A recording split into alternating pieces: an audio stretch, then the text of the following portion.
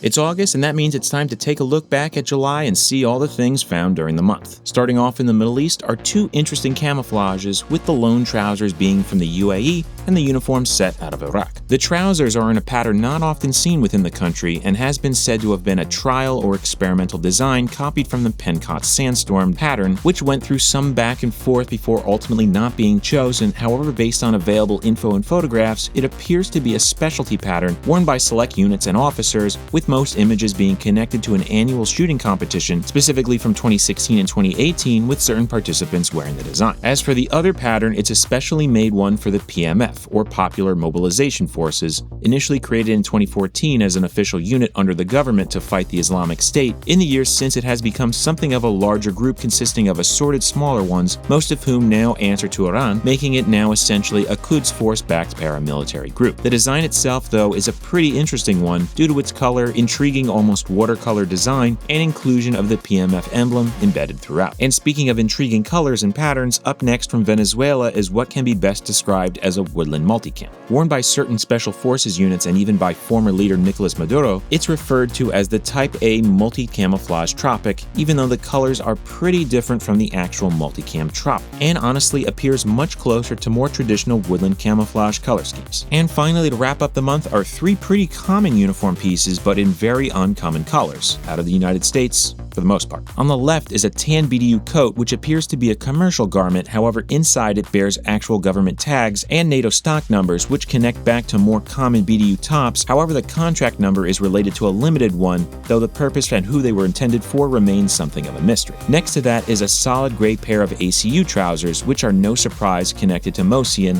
which produces a wide variety of ACUs in assorted camouflages and colors, often being intended for OPT4 or somewhat official limited use purposes. And finally is a tan M1965 field jacket, which also bears official tags and contract numbers, and when searched pops up as being made for Saudi Arabia, which makes sense as for a while the US did produce and provide an assortment of military supplies for them. But on that note, we've covered another month. See everyone again in September for the August pickups. Until then.